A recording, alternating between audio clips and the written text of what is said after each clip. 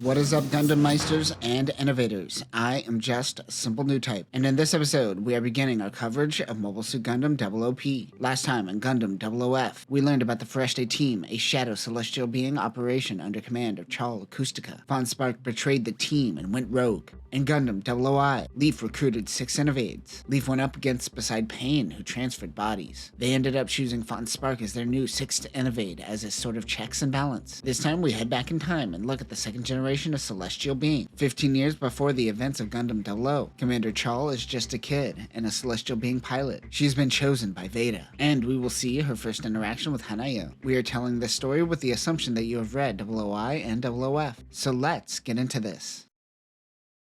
Grave is in a library of real books in a world where everything is digital. We have seen Grave during the events of 00I fighting against Beside in a flashback. He is caught up in deep thought and ignoring a colleague. He fancies himself a historian of the sorts. Grave is focusing on a report on the African region. He is a part of the Union Institute of Human History. Remember that the Union is the Americas, Australia, and Japan. Then, all of a sudden, something surges through his body. It is a voice. It downloads data into his brain. He has been awakened as an Innovade. If you didn't read 00I, it activates inside of you like a sleeper agent, retaining all of your memories while re-downloading your Innovade essence. He decides to finish the report before never returning back to the Institute again. Aeolia Schönberg had a bold vision that would require time beyond his own existence, so he created the quantum computer Veda. The Innovades were seeded throughout civilization, and some are activated to fulfill Veda's need. Grave has been assigned the role of scout for a few potential Innovades to activate. The first person he must scout is a woman in prison for murder. Veda has access to all data, but still requires human confrontation. This is where Innovades play a role for Veda. He seeks visitation with the woman. They are able to talk face to face. He says that he could potentially get her out of this situation. He wonders if she should betray the team. Her name is Marlene Vladdy. Grave thinks they should recruit her after having their conversation. The next person he visited was a mechanic that made work loaders. The mechanic declined. He doesn't want to make weapons of war. Many others try to recruit him as his skills seemed quite popular. Grave shows him a photo. It is the O Gundam, the next generation of mobile suits. This makes the mechanic's eyes widen and decides to join. His name is Ruido Resonance. The next person he visits is a high school girl who competed in power loader competition. She ended up making a weapon beyond the scope of the competition and was disqualified. He meets the young girl. They head to a cafe where he explains the situation. She agrees to join. Her name is Charles Acoustica, and she will be a Gundam Meister. The year is AD 2292, 15 years before Celestial Being makes itself known to the world. Chal and Ryudo meet each other for the first time. Ryudo welcomes her to Celestial Being. At L3 lays the space colony Krung Thep, which means City of Angels in Thai. This was made by Celestial Being. Although there are space colonies in this timeline, they are still relatively new, which is why there is so much focus on the space elevator. It is supposed to be a bridge to the space age. The Union has the most space colonies. Space elevators are still under construction during AD 2292. This led to the Solar Power War. Rito shows off Gundam Estrella to Chal. Of course, we saw this in action in 00F. However, here it is a brand new unit. It is named after the goddess of justice. Second generation mobile suits are named after tarot cards. Unlike tarot cards, there won't be 22 mobile suits. They currently only have this and O Gundam, as well as the Sadal suit. This Sadal suit isn't activated just yet. There's also only 5 GN drives in existence currently. At the moment, they are more concerned with keeping the GN drives a secret rather than making more and exposing their existence to the world. Of course, this all changes by the end of Season 1, when Veda purposely leaks the GN drives to the world in the form of GN Tau drives. Chal realizes that they aren't nearly at a level where they can make change just yet. Chal then meets Marlene Vladdy. They have her heart set to explode if she does anything crazy. Marlene knows she is just a tool to test the Gundam, unlike the others. Chal is starting to have doubts. She wonders if she could work with these people. The elevator has started its development. Soon, unlimited energy will bring forth a new space age. Gundam Sadal Suit is testing its movement and agility. This has many sensors for data collection. Sadal Suit is being piloted by Gundam Meister 874. This is Hanayo from 00F. She is 5 days into this test. They're testing the operational limits of the Gundam. Ryudo and Chal are working on Estrella. Ryudo is a Gundam Meister even though he comes from a mechanical background. He feels more comfortable working on mobile suits. Chal wonders why Marlene was chosen. She is reckless and pushes mobile suits to the limit. She is a mechanic's nightmare, but she might make the perfect test pilot. She is exempt from maintenance tasks unlike them and wonders if they should have someone on the team who doesn't really share their ideal. It just seems like she is trying to escape execution. Chal thinks, I really hate how chatty Ryudo is. I have to work with this guy? Damn. 874 will be returning today, and they will be able to meet her. They meet with Meister 874 in the monitor. She is wearing a school outfit just like Chal, and is even younger than her. She hajime mashtes and dozo the yoroshiku, and then just bails. Chal thinks that was weird. Why did we meet her on screen? Why is everyone here so weird? We know from 00F that 874 is an Innovade with no body. Innovades with no bodies are placed into Haros, which I assume it means all Haros we see in this universe are Innovades with no bodies. Kinda makes that one scene with the two Haros creepy then, huh?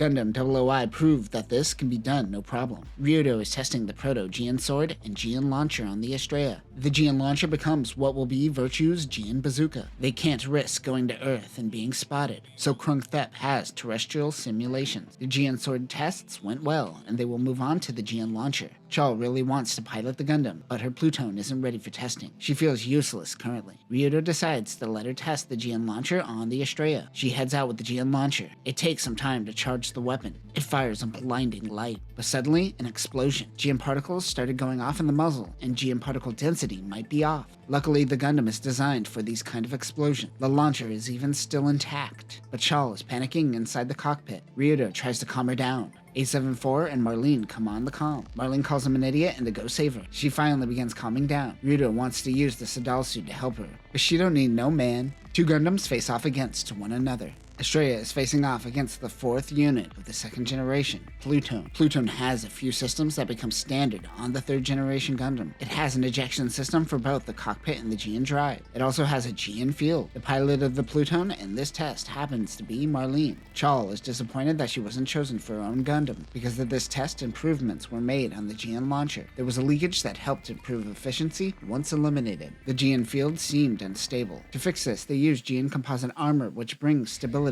but it only focuses on the armor and ignores things like sensors and eye cameras. The next test is the fire on the chest of the Pluton. Estrella fires. It catches Marlene off guard. It almost causes her to lose consciousness. The cockpits need vast improvement to prevent concussive whiplash. The two return to Krung-Thep. The solar furnace stopped on Pluton. It goes into conservation mode. Chal welcomes them back. We learn that Ryudo didn't feel comfortable fighting against Chal because she is young, so she slaps him for the lack of trust. This is when the alarms go off. A ship is approaching Krung-Thep. Krung-Thep is technically a civilian colony that was built with the help of HRL. Mainly, it is industrialists and civilians coming and going with resources. Most don't know it is a front to develop the Gundams. Chal will go out in the Estrella, but Ryudo doesn't want her to. She hasn't considered that this might be the first time that she will have to kill someone. Ryudo will head out in Estrella. This realization washes over Chal for the first time. We learn that over the little time they've spent together, Chal seems to have feelings for Ryudo. HRL during this time doesn't really have any spacefaring mobile suits. There was no real struggle with the ship, and the battle was over quite fast. Ryudo is told by 874 to return to Krung-Thep. He wonders how many people were on that ship. The thought sticks with him. Once he is alone, he lets his false smile down. 874 is observing, watching his emotional reaction. Celestial being makes its way towards Earth. Chal is feeling uneasy while Ryudo is very laid back.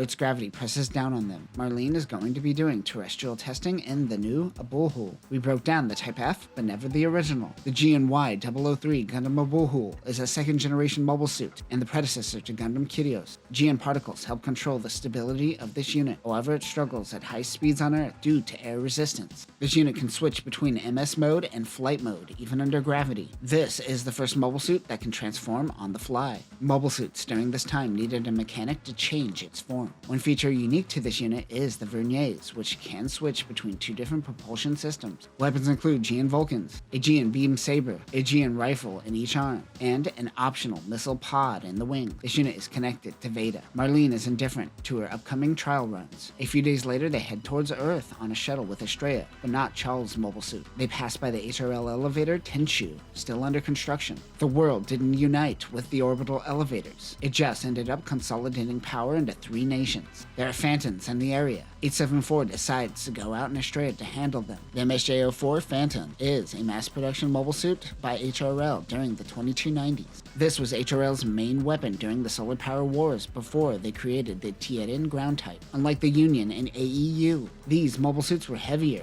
giving them an advantage in power. This mobile suit was eventually retired, but the base of this unit will live on in the AMPH. Weapons include a 50 caliber smoothbore gun, a carbon sphere, and a shield. Ryoto is mad 874 is using his mobile suit. He tasted blood and wants more. Ultimately, it is Veda's decision. Even with heavy armor, the Phantons were no match for the Astrea's GN weapons. They are taken out in 36 seconds. They touch down on Earth and smell burnt flesh. Ah, so this is Earth. Marlene finds a child's toy in the wreckage. The powerless are always the ones who get caught up in these wars. Their resolve is stronger as they believe Gundams can truly end war. Even Marlene, the murderer, feels this sentiment.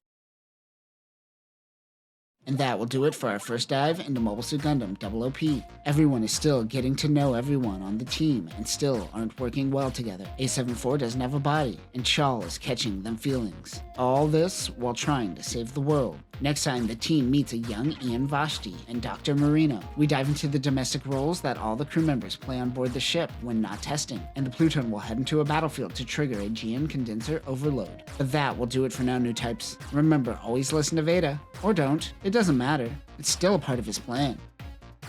Peace.